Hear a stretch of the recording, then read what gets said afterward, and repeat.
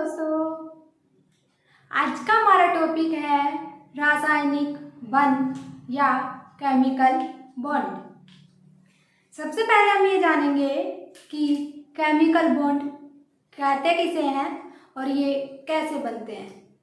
फिर इनके प्रकारकों के बारे में जानेंगे कि ये कितने प्रकार के होते हैं और उन प्रकारों को पहचानते कैसे हैं, उनकी प्रॉपर्टीज पढ़ेंगे। ओके, देखिए सबसे पहले आता है हमारा केमिकल बॉन्ड। केमिकल बॉन्ड क्या होता है? देखो, कोई भी केमिकल है, मतलब एटम मान लो या मॉलिक्यूल मान लो। जैसे देखिए एक माने H2O है। H2O एक केमिकल है जो कितने एटम से मिलकर बना है? 3 एटम से, 2 हाइड्रोजन और 1 ऑक्सीजन। अब देखिए ये जुड़ता कैसे है? ये ऑक्सीजन हुआ, इसके ये हाइड्रोजन और ये जुड़ गया हाइड्रोजन। अब जो ये इनके बीच में ये बॉन्ड है, ये वाला बॉन्ड है,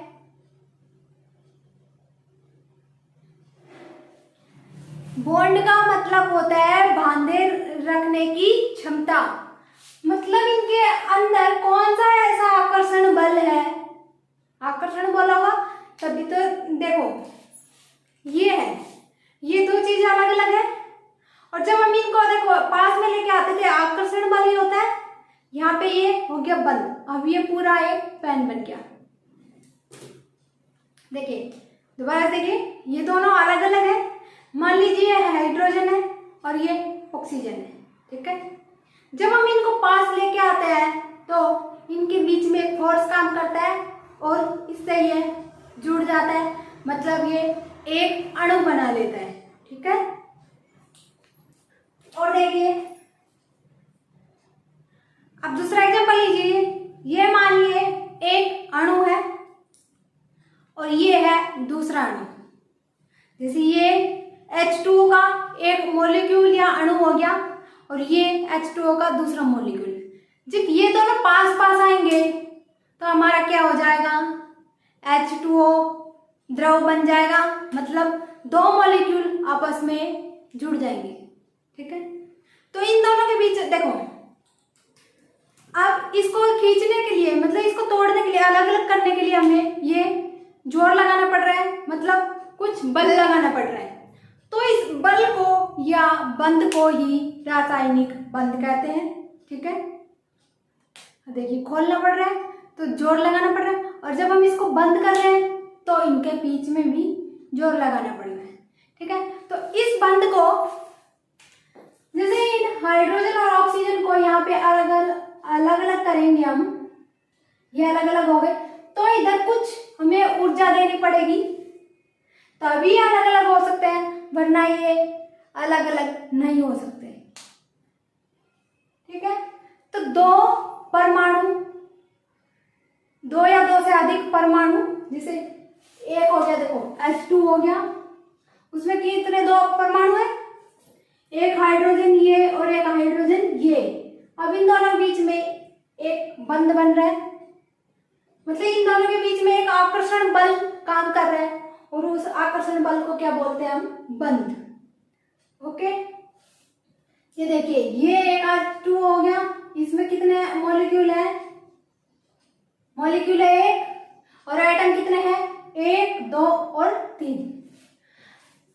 तो कम से कम इसमें 2 होने चाहिए, तभी तो 2 चीजों के बीच में आकर्षण बल लगता है। अगर देखो ये सिंगल पड़ा रहेगा, इसमें कोई बल है? कुछ काम नहीं कर रहा। अगर ये दोनों जुड़ जाते हैं तो बल लगता है, अगर इनको तोड़ते हैं तो भी बल लगता है, और इनको पास लाते हैं तो भी बल लगता है। तो कम से कम 2 होने चाहिए, 2 एटम, मतलब 2 परमाणु या अधिक परमाणुओं, या फिर बोल दीजिए 2 अणु या अधिक अणुओं के बीच में लगने वाला बल या आकर्षण बल को क्या बोलते हैं? बंध, ठीक है। अब बंध क्लियर हो गया कि केमिकल बॉन्ड किसे बोलते हैं। अब देखिए केमिकल बॉन्ड ये हो गया, इसके कितने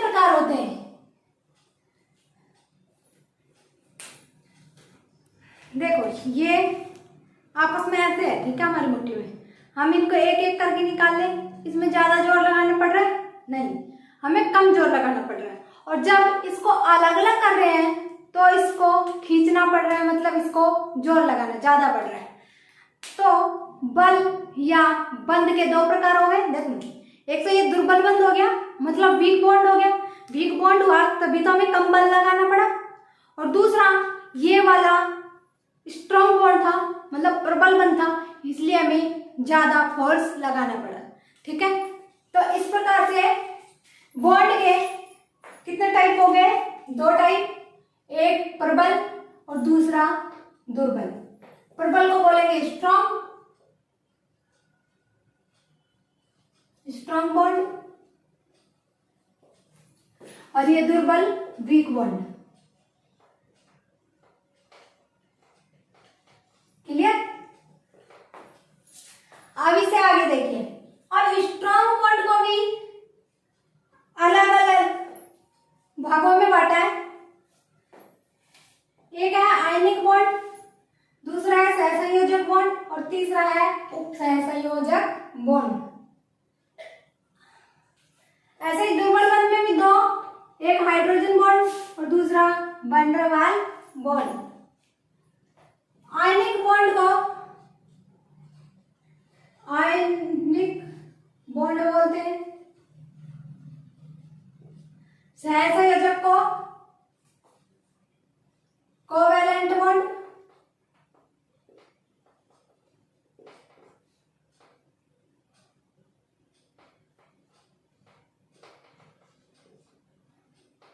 और उपसहसंयोजक होते हैं कोऑर्डिनेशन बॉन्ड।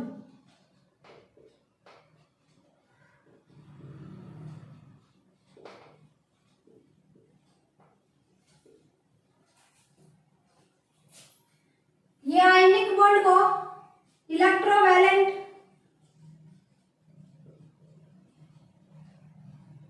बॉन्ड भी बोला जाता है, या बोल दीजिए विद्युत आकर्षण बल।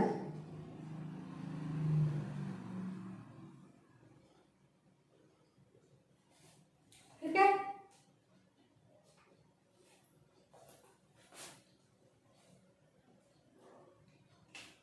यहाँ पे हाइड्रोजन बॉन्ड को ऐसे भी लिख दिया जाता है H1, और ये वैन डर वाल बॉन्ड। अब हम देखें, पहले इनके बारे में पढ़ेंगे, तीनों के बारे में, फिर इन दोनों के बारे में पढ़ेंगे। ठीक है, देखो उससे पहले देखो, जैसे ये ठोस वस्तु है, इसमें इन कणों को देखो, ये प्लास्टिक है पूरा, तो प्लास्टिक को हम तोड़ेंगे तो हमें ज्यादा फोर्स लगाना पड़ेगा, मतलब ये प्रबल हो गया, ये टूट भी नहीं रहा ऐसे तो ये प्रबल बंद हो गया। तो ये कैसी स्टेट है? Solid state. ओके, दूसरा आता है H2O। ठीक है, H2O में देखो आप आसानी से हाथ दे सकते हो, उसको अलग भी कर सकते हो। एक आते गैस, गैस में भी आप आराम से हाथ दे सकते हो, और गैस खोलते ही वो बाहर एनवायरमेंट में उड़ जाती है। तो गैस और लिक्विड में दुर्बल बंध पाया जाता है, जबकि सॉलिड में प्रबल बंध पाए जाते हैं। क्लियर? दुर्बल में बंध में कौन कौन से आते हैं? गैस और लिक्विड, जबकि प्रबल में कौन से आते हैं? सॉलिड्स। क्लियर? फर्स्ट नंबर का है आयनिक बंध, या इंग्लिश में बोले तो इसको आयनिक बॉन्ड या इलेक्ट्रोवैलेंट बॉन्ड भी बोल सकते हैं। इसको हिंदी में कहते हैं वैद्युत संयोजक बल या वैद्युत आकर्षण बंध। देखिए इसमें होता क्या है, जैसे इसका नाम है आयनिक, तो इसमें हमें पता है दो तरह के आयन होते हैं, एक माइनस और एक प्लस। ओके, माइनस को बोलते हैं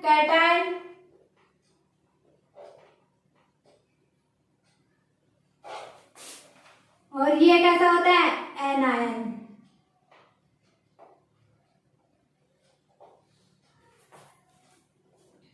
पता है ना, ये माइनस है तो ये प्लस है। अब देखो इस बॉन्ड में क्या बनते हैं, आयन के बीच में बॉन्ड बनता है। देखो आवर्त सारणी में ये पढ़ा था, इधर था हमारा एस ब्लॉक, ये था बीच में डी ब्लॉक और ये था पी ब्लॉक। यहाँ पे थी धातु, क्षारीय मृदा धातु या क्षारीय धातु। यहाँ पे था डी ब्लॉक, यहाँ पे भी क्या थी, धातु है। और यहाँ पे क्या थी, धातु भी थी, अधातु भी थी, उपधातु भी थी, और क्या था, अधातु भी थी। ये पता है हमें। तो इसके जो लास्ट में आती है वो क्या होती है, यहाँ की अधातु। जो बीच में आती है बोरॉन, सिलिकॉन, जर्मेनियम, ये क्या होती है, उपधातु।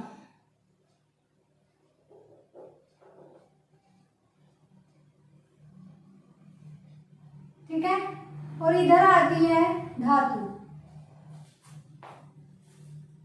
उसके बाद देखिए अधातु होती है, उनकी इलेक्ट्रॉन खींचने की प्रवृत्ति ज्यादा होती है। मतलब इलेक्ट्रॉन इनमें देखो, इनका एक आपने पढ़ा था वहां ऑक्टेट थ्योरी, ऑक्टेट थ्योरी। इसमें क्या कहता है कि जो एटम है उस अपने बाह्यतम कोश में, एटम का बाह्यतम कोश है, उसमें 8 इलेक्ट्रॉन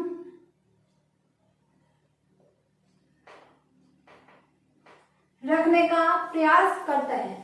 कितने इलेक्ट्रॉन, 8 इलेक्ट्रॉन। मतलब ऐसा करेगा, देखो ये 8 इलेक्ट्रॉन जैसे ही प्राप्त करेगा तो कैसा व्यवहार दर्शाने लगेगा, इसके लास्ट वाले कॉलम, जैसे लास्ट में कॉलम में क्या थी, शून्य समूह या अक्रिय गैसें।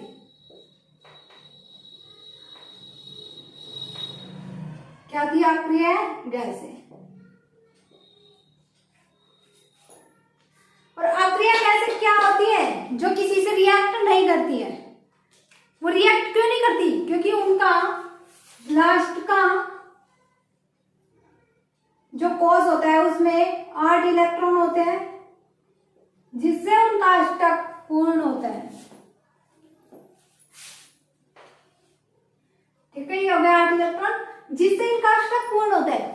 अब इनको ना तो इलेक्ट्रॉन देने की आवश्यकता और ना ही इलेक्ट्रॉन लेने की आवश्यकता। देखो आपका ये है कि आप इतना कमा लेते हो कि अपना पेट भर जाता है, आपके पास ना तो ज्यादा बच पाए और ना ही कम पड़ता है। तो अगर कम नहीं पड़ेगा तो किसी से लेने की जरूरत नहीं है, और ज्यादा नहीं बचेगा तो किसी को देने की जरूरत नहीं है। मतलब इतना अपने लिए पर्याप्त है तो वो हम खुद संपूर्ण तरीके से मान सकते हैं कि हम संपूर्ण हैं। तो ये अक्रिय कैसे है, वो भी ऐसे ही है कि इनके बाह्यतम कोश में 8 इलेक्ट्रॉन होते हैं, तो इनका अष्टक पूर्ण होता है। अष्टक पूर्ण, अष्टक पूर्ण होता है तो इनको ना तो इलेक्ट्रॉन लेने की आवश्यकता पड़ती है और ना इलेक्ट्रॉन देने की। अब जो इधर के सारे एलिमेंट हैं, यहां से यहां तक, लास्ट वाला कॉलम का तो अक्रिय गैस हो गया, यहां से यहां तक एलिमेंट हैं 17 वर्ग के, वो क्या सोचते हैं कि हमारे भी बाह्यतम कोश में 8 इलेक्ट्रॉन हो जाए तो हम भी स्टेबल हो जाएं। अब देखो इसके लिए 2 कंडीशन बनती है। अब जिसके पास 1, 2, 3, 4, 5, 6, 7 बाह्यतम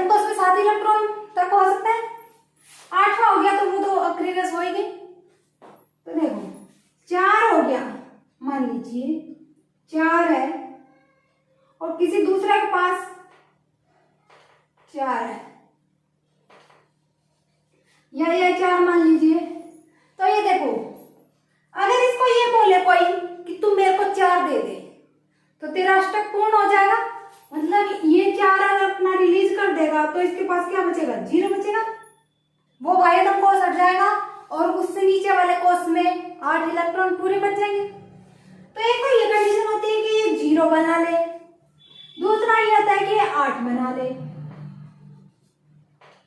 तो इधर तो +4 करने पड़ेगा, इधर -4। अब ये कहता है कि मैं अपने इलेक्ट्रॉन क्यों दूं, 4 इलेक्ट्रॉन क्यों दूं, क्योंकि अगर मैंने 4 इलेक्ट्रॉन ले लिए तो मेरा भी तो अष्टक पूर्ण हो जाता है, तो मैं अपने 4 इलेक्ट्रॉन किसी दूसरे को क्यों दूं। अब ये ना तो ये इलेक्ट्रॉन इसलिए तो ये देता नहीं है, ठीक है। अब इतने इसमें शक्ति नहीं होती कि 4 इलेक्ट्रॉन दूसरे से ले सके, क्योंकि देखो अगर किसी के पास 5 इलेक्ट्रॉन है तो वो क्या कहेगा कि तू मेरे को 3 दे दे, तो मेरा 8 पूरा हो जाएगा ना। तो मैं तेरे को 4 क्यों दूं, मेरे में से 4 दूंगा तो मेरे पास 1 बचेगा, तो फिर भी मेरा अष्टक पूर्ण नहीं हुआ। और मैं तेरे को 4 दूं क्यों, जबकि मैं 3 में खींच सकता हूं ना किसी दूसरे से। मेरे पास तो 3 की कमी है और तेरे पास 4 की कमी है, तो मैं तेरे को 4 क्यों दूं।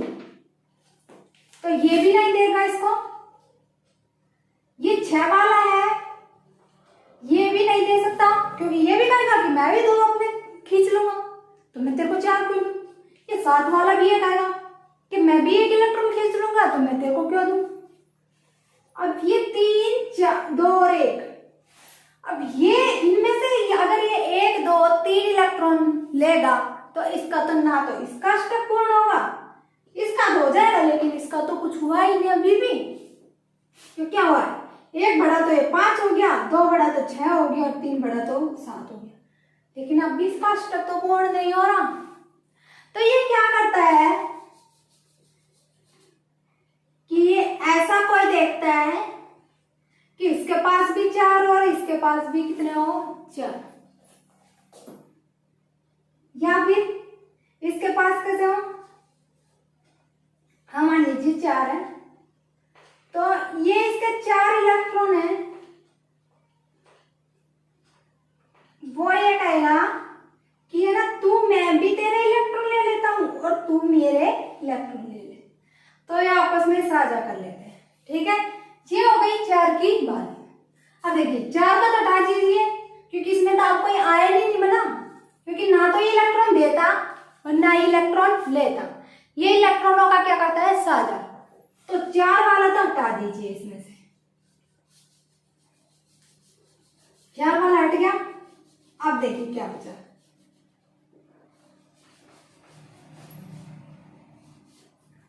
अब बचे 1 2 3 5 6 और क्या बचा, 7, 6 तरीके के आइटम बचे।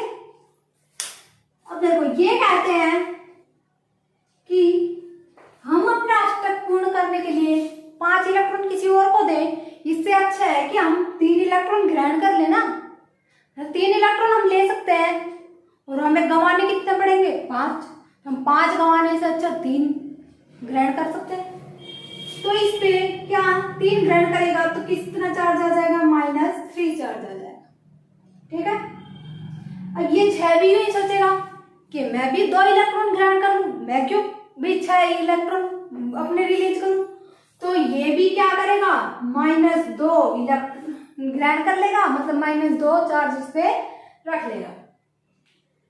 ये है, ये भी यही सोचेगा, तो इस पे कितना चार्ज आ जाएगा, माइनस।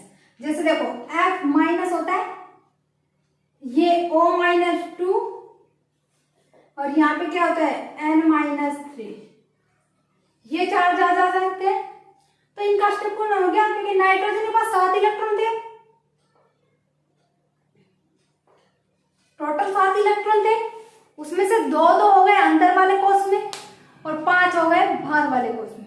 अब बाहर वाला कोष अष्टक पूर्ण होना चाहिए ना, तो 5 थे, 3 और जुड़ के पूरे 8 हो गए।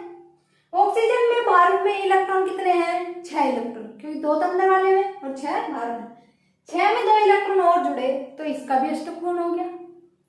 फ्लोरीन में थे भार के अष्टक में 7 इलेक्ट्रॉन, तो 1 जुड़ा तो इसका भी अष्टक पूर्ण हो गया। अब देखिए ऐसे ही ये है, ये सोचेगा इसके पास है 3 इलेक्ट्रॉन, अब ये भी सोचेगा तो यही कि मेरे पास 30 रुपए है और मैं 80 रुपए करने के लिए 50 रुपए और ले लूं, तो मैं क्या हो जाऊंगा, अष्टक पूर्ण हो जाएगा, मेरा जो गोल है वो पूरा हो जाएगा। लेकिन इसके पास 30 ही तो रुपए है, मतलब या तो 3 ही तो इलेक्ट्रॉन है, तो 5 इलेक्ट्रॉन, इतनी इसके अंदर क्षमता नहीं होती कि ये 5 इलेक्ट्रॉन दूसरे से खींच सके, क्योंकि जिसके पास 5 इलेक्ट्रॉन है वो ज्यादा मजबूत होगा ना इसकी बजाय, तो ये 3 इलेक्ट्रॉन खींच नहीं सकता।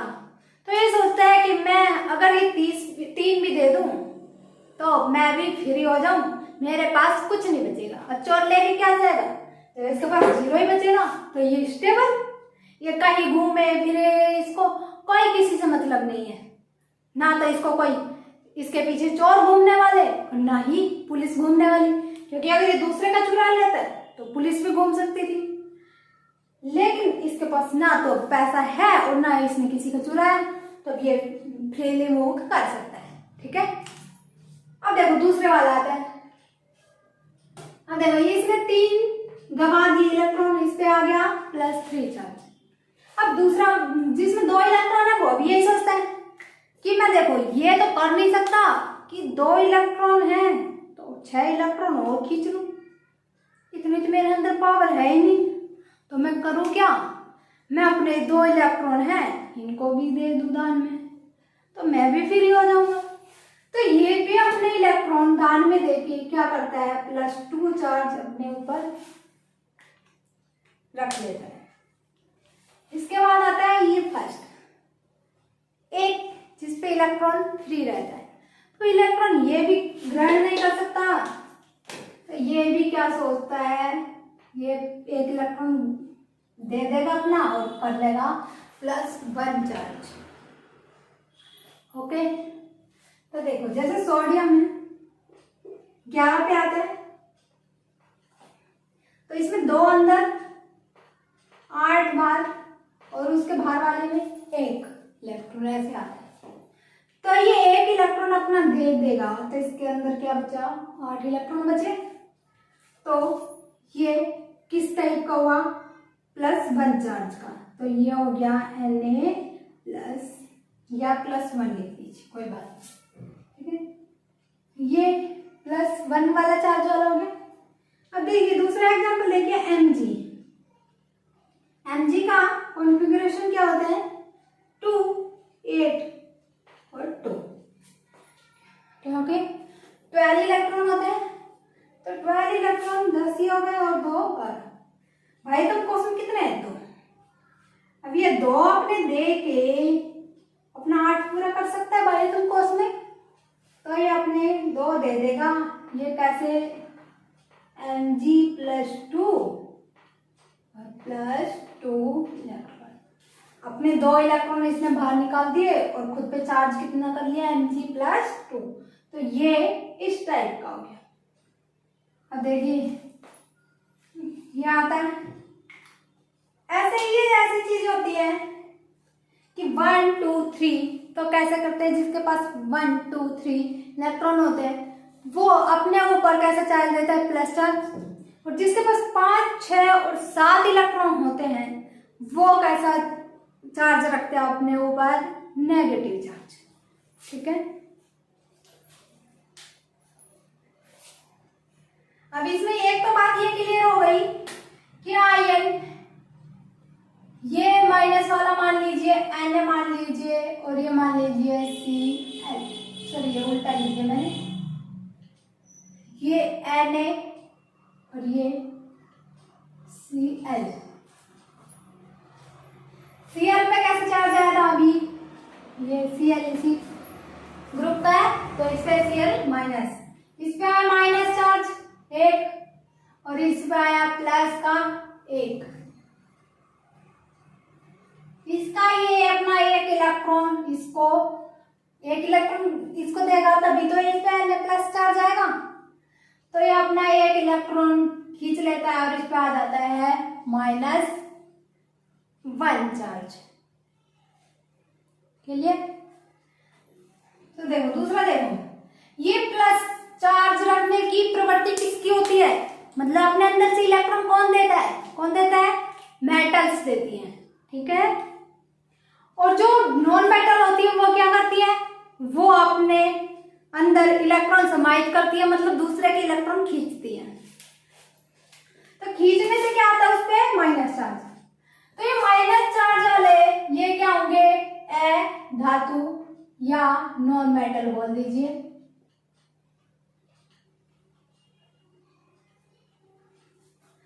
और ये प्लस चार्ज रखने वाले होंगे धातु या मेटल। ठीक है। अब धातु किधर आती है, धातु आती है आवर्त सारणी में बाईं तरफ, और अधातु आती है आवर्त सारणी में दाईं तरफ। ये भी क्लियर हो गया। तो एक धातु और एक अधातु मिलके कौन सा बॉन्ड बनाती है, कौन सा बनाती है, आयनिक बॉन्ड। अब ये इलेक्ट्रॉन इनके बीच में होगा, तो देखो इसके बीच में जो बल लगेगा वो कौन सा होगा, वैद्युत स्थिर वैद्युत आकर्षण बल।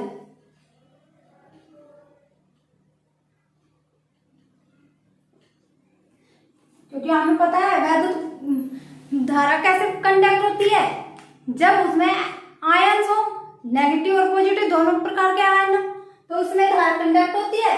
तो इसमें नेगेटिव भी है और पॉजिटिव भी है, तो इसमें कौन सा बल लगेगा, स्थिर वैद्युत आकर्षण बल। और ये देखो दो चीजें, नेगेटिव और पॉजिटिव। हमें पता है नेगेटिव पॉजिटिव एक दूसरे को प्रबल रूप से अट्रैक्ट करती है और वापस छोड़ती भी बहुत मुश्किल से है, मतलब उसमें हमें बहुत ज्यादा एनर्जी देनी पड़ती है तोड़ने के लिए, तभी उसको हम तोड़ सकते हैं। क्योंकि विपरीत आवेश है वो आकर्षित बहुत ज्यादा करता है, तो मतलब आकर्षण बल यहाँ पे क्या होगा, ज्यादा आकर्षण बल ज्यादा। और हमें पता है आकर्षण बल ज्यादा किसमें होता है, ठोस में, द्रव में या गैस में, किसमें होता है, तीनों स्टेट में से किसमें होता है सबसे ज्यादा आकर्षण बल, ठोस में। क्योंकि हमें ठोस को ही तोड़ने में सबसे ज्यादा एनर्जी की आवश्यकता होती है। तो ये इनकी अवस्था कैसी होगी, ठोस अवस्था। आवर्त सारणी देखें तो एक तो बाईं तरफ का एटम होगा और दूसरा एटम होगा दाईं तरफ का। ठीक है। धातुओं की विद्युत ऋणता मतलब इलेक्ट्रॉन खींचने की प्रवृत्ति बहुत कम होती है, मतलब होती ही नहीं है, क्योंकि वो अपने इलेक्ट्रॉन खुद दूसरों को देती है, तो उनके अंदर खींचने की क्षमता ही नहीं होती, तो उनकी इलेक्ट्रॉन नेगेटिविटी कम पाई जाती है। और जो अधातु होती है जिसमें माइनस चार्ज होता है, उनकी इलेक्ट्रॉन नेगेटिविटी बहुत ज्यादा पाई जाती है, इसीलिए तो वो दूसरे के इलेक्ट्रॉन अपनी तरफ खींच लेती है। तो इसमें NaCl, MgCl2, इनमें जो धातु होती है इनकी विद्युत ऋणता बहुत कम होती है, और Cl, Cl2 मतलब अधातु होती है उनकी विद्युत ऋणता बहुत ज्यादा होती है। मतलब ऐसे अणु जिनमें एक परमाणु की विद्युत ऋणता बहुत कम और दूसरे की विद्युत ऋणता बहुत ज्यादा हो, तो वो उसमें कौन सा बॉन्ड मिलेगा, आयनिक बॉन्ड। अभी क्लियर हो गया। होते हैं और इसकी प्रॉपर्टीज क्या होती है वो लिखते हैं। देखिए फर्स्ट पॉइंट देखते हैं, इसमें इलेक्ट्रॉन ट्रांसफर होते हैं। आयनिक बॉन्ड होते हैं वो इलेक्ट्रॉन ट्रांसफर होने की वजह से ही बनते हैं। दूसरा है इलेक्ट्रॉन देगा उस पे धनावेश, मतलब जो एटम इलेक्ट्रॉन अपना रिलीज करेगा उस पे क्या आएगा पॉजिटिव चार्ज, और वो एटम कैसा होगा धातु। वह इलेक्ट्रॉन लेगा उस पे ऋणावेश और वो कैसा होगा अधातु या नॉन मेटल होता है। ठीक है, जो इलेक्ट्रॉन धातु पे प्लस चार्ज आएगा और अधातु पे माइनस चार्ज आएगा। उसके बाद आता है 1, 2 व 3 तक इलेक्ट्रॉन का स्थानांतरण हो सकता है। कितने इलेक्ट्रॉन का स्थानांतरण होता है 1, 2 और 3। -3 तक वो नेगेटिव चार्ज आ सकता है और +3 तक ही पॉजिटिव चार्ज आ सकता है। ओके 1, 2 और 3, क्योंकि उसके बाद तो +4 आएगा या -4, तो वो हो नहीं सकता क्योंकि उसमें आपस में इलेक्ट्रॉन का साझा किया जाता है। ठीक है, तो इसमें कितने इलेक्ट्रॉन का तक का स्थानांतरण होता है 1, 2 और 3। उसके बाद 5, 6, 7 आएंगे तो वो इलेक्ट्रॉन खींचने की प्रवृत्ति रखेंगे, तो वो कितने इलेक्ट्रॉन खींचेंगे 1, 2 और 3, और रिलीज होगा तो कितना होगा, धातु कितनी कर सकती है 1, 2 और 3। उसके बाद देखिए फोर्थ पॉइंट क्या है, परमाणु की विद्युत ऋणता इलेक्ट्रॉन नेगेटिविटी में बहुत अधिक अंतर होता है। और ये परमाणुओं की कर लीजिए, परमाणु की विद्युत ऋणता में अंतर होता है, तभी तो वो इलेक्ट्रॉन एक अपना इलेक्ट्रॉन रिलीज कर देता है और दूसरा इलेक्ट्रॉन खींच लेता है। अधातुओं की विद्युत ऋणता अधिक, अधातु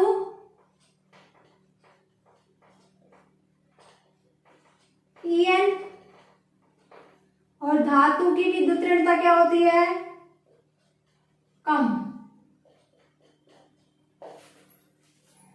जब विद्युत ऋणता होती है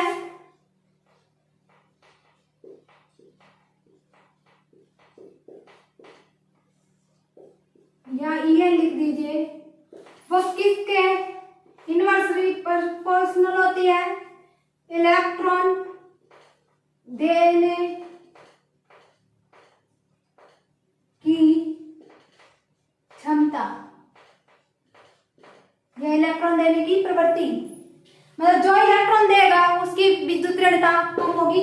धातु इलेक्ट्रॉन देता है अपना तो उसकी विद्युत ऋणता कम होती है, और अधातु इलेक्ट्रॉन ग्रहण करता है तो उसकी विद्युत ऋणता ज्यादा होती है। उसके बाद फिफ्थ पॉइंट देखिए, आयनिक बंध सबसे प्रबल होता है, क्योंकि इसमें एक प्लस चार्ज और माइनस चार्ज होता है, अभी रीजन बताया था। वह इसे तोड़ने के लिए अत्यधिक ऊर्जा की आवश्यकता होती है। जो सबसे मजबूत होगा उसको तोड़ने की लिए ऊर्जा भी ज्यादा चाहिए। उसके बाद आता है 6 पॉइंट, इनका गलनांक व क्वथनांक उच्च। ठोस वस्तुएं पिघलती देर में है और उबलती भी देर में है, जबकि लिक्विड है उसको उबालोगे टाइम कम लगेगा, मतलब टेम्परेचर भी कम लगेगा। तो इनका गलनांक व क्वथनांक उच्च होता है, और ये कैसी अवस्था में, ठोस अवस्था में होता है। इन सब का रीजन क्या है, ये प्रबल बंध। इन सब का रीजन क्या है, प्रबल बंध।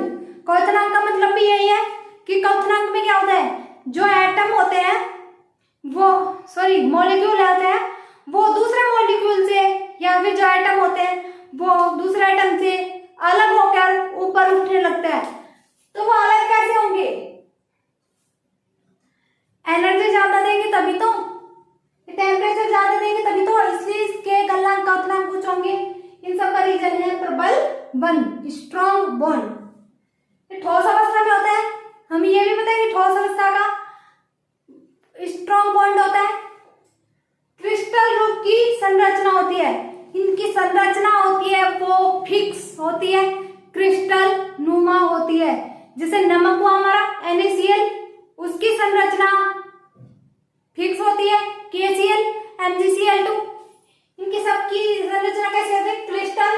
इसको बोल दीजिए रवेदार। ओके, उसके बाद आता है 7 पॉइंट, ठोस अवस्था में विद्युत के कुचालक। क्योंकि देखो ठोस अवस्था में कैसे रहेंगे, NaCl, इस पे हालांकि माइनस प्लस चार्ज होता है, लेकिन देखो इससे ये दूर हो सकता है, नहीं हो सकता, क्योंकि इसमें बॉन्ड मजबूत होता है। लेकिन जब ये लिक्विड में घुलेंगे या इनको गला दिया जाए, टेम्परेचर दे दिया जाए, तो ये Na+ और Cl- थोड़ा दूर दूर हो जाते हैं। ठीक है, जब जैसे ही थोड़ा दूर दूर होंगे तो ये यहाँ से Cl- अलग होके निकल सकता है और Na+ अलग होके निकल सकता है। तो जब ठोस अवस्था में होता है तो उसमें विद्युत धारा का प्रवाह नहीं होता, और जब गलित अवस्था में, द्रव या गलित अवस्था में ये कैसे होते हैं, सुचालक। तो सुचालक क्यों होते हैं, क्योंकि इन पे प्लस और माइनस चार्ज होता है, इसलिए विद्युत धारा के बहुत अच्छे चालक होते हैं, या इनको बोलते हैं सुचालक होते हैं। जबकि ठोस अवस्था में कैसे होते हैं, विद्युत के कुचालक। ये याद रखिए, अलग अलग अवस्था का अलग अलग है, क्योंकि हम ना तो इनको सुचालक बोल सकते हैं ना कुचालक बोल सकते हैं। जब इनकी अवस्था दी गई हो कि गलित अवस्था है, द्रव अवस्था में कैसे होंगे, तो हम बता सकते हैं कि ये सुचालक है या कुचालक है। अगला पढ़ लीजिए 8 पॉइंट, जितना अधिक आवेश होगा बंध उतना ही मजबूत होगा।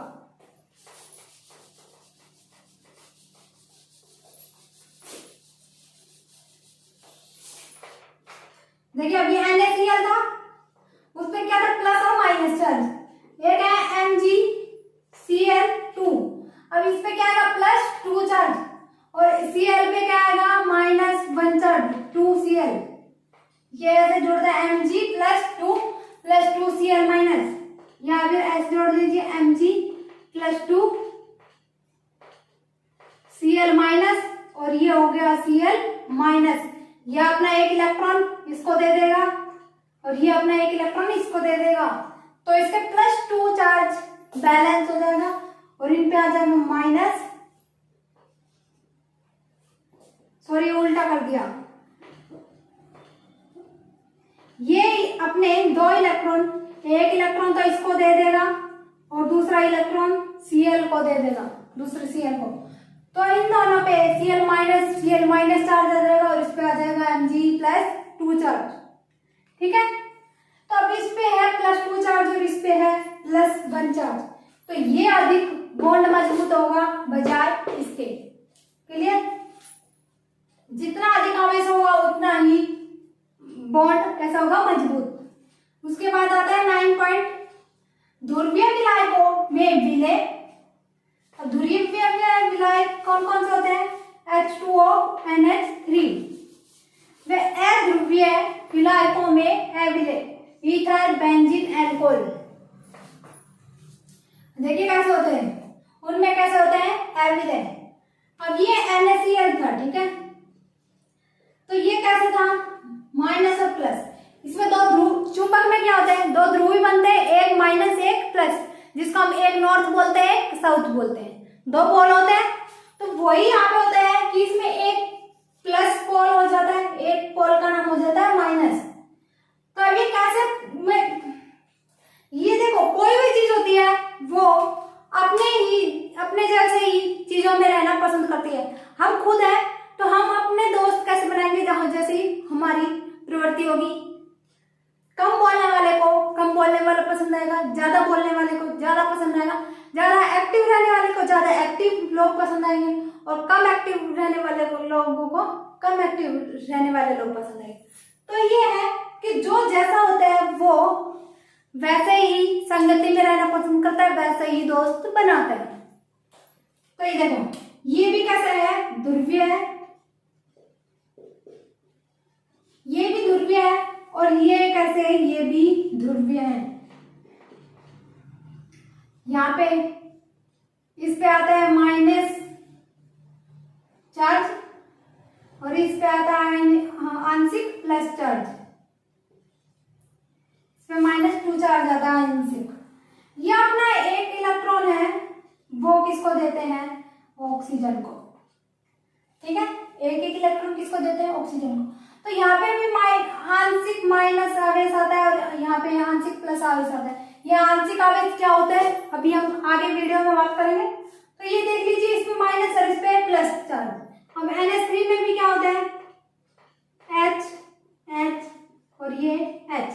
अब इनमें प्लस चार्ज, इस पे भी प्लस चार्ज, इस पे भी प्लस चार्ज और इस पे कैसा होगा? इस पे कैसा चार्ज होगा? -3 आंशिक चार्ज। तो इस पे प्लस और माइनस, तो ये भी कैसे हो गए? ध्रुव बन गए। इन पे दो ध्रुव बन गए, माइनस प्लस और माइनस। इस पे भी क्या कितने ध्रुव बन गए? प्लस और माइनस। तो ये है माइनस किससे जुड़ जाएगा?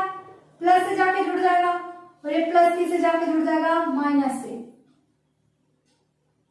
मतलब ये ध्रुवीय विलायकों में विलय होना पसंद करते हैं, मतलब विलय हो सकते हैं। देखिए इधर बेंजीन है C6H6, इधर में क्या होता है? कार्बन है।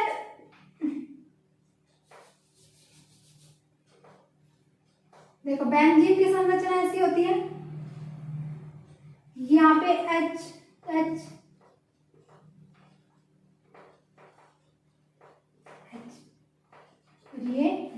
ये क्या है? हमारे कार्बन। यहाँ पे लिखने की जरूरत नहीं पड़ती, ये ऐसे ही रहते हैं, कार्बन होते हैं। ठीक है, तो ये इलेक्ट्रॉन का साझा करते हैं। ये H कहता है कि मैं आपका एक इलेक्ट्रॉन ले लूंगा तो मेरा भी 2 इलेक्ट्रॉन हो जाएंगे, और ये कार्बन कहता है कि मैं 13 इलेक्ट्रॉन ले लूंगा और अपना खुद का भी रखूंगा तो मेरे भी 2 इलेक्ट्रॉन हो जाएंगे। अष्टक नियम में क्या होता है? या तो अपने बाह्यतम कोश में 8 इलेक्ट्रॉन रखता है, या एक हाइड्रोजन होता है, हीलियम होता है। ये 2 एटम ऐसे होते हैं जो या बेरिलियम मान लीजिए, बोरोन मान लीजिए, लिथियम।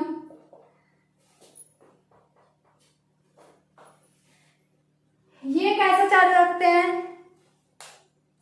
प्लस का चार्ज रखते हैं और इनमें बाह्यतम कोश में ये अपना 2 इलेक्ट्रॉन पूरा करने की कोशिश करते हैं। ये सोचते हैं कि हमारे कोश में 2 इलेक्ट्रॉन हो जाए। अष्टक नियम ये कहता है या तो अपने बाह्यतम कोश में 8 इलेक्ट्रॉन हो जाए, और अपवाद सबग्रुप कुछ ऐसे होते हैं कि अष्टक पूर्ण हो ही नहीं सकता उनका कभी भी, तो वो कैसे होते हैं? उनके बाह्यतम कोश में 2 इलेक्ट्रॉन होते हैं। ठीक है, तो हाइड्रोजन के बाह्यतम कोश में 2 इलेक्ट्रॉन हो गया, क्योंकि एक तो हाइड्रोजन का खुद का था ही और दूसरा इसका साझा कर लिया। इसने ये इसका साझा कर लिया, इसने इसका साझा कर लिया, इसने भी ऐसे क्या साझा कर लिया। तो ना तो इस पे प्लस चार्ज आया और ना ही प्लस चार्ज इस पे आया, ना इस पे माइनस चार्ज आया, ना ही इस पे माइनस चार्ज आया। तो इसमें कोई ध्रुव बन ही नहीं रहा, ध्रुव नहीं बनता। तो ये कैसे विलायक है? अध्रुवीय। आप देखो इसमें बन गया ध्रुव और इसमें कोई ध्रुव ही नहीं बन रहा, तो ये अपनी जैसी प्रवृत्ति में जाना पसंद करेगा ना, ये इसमें क्यों जाना पसंद करेगा?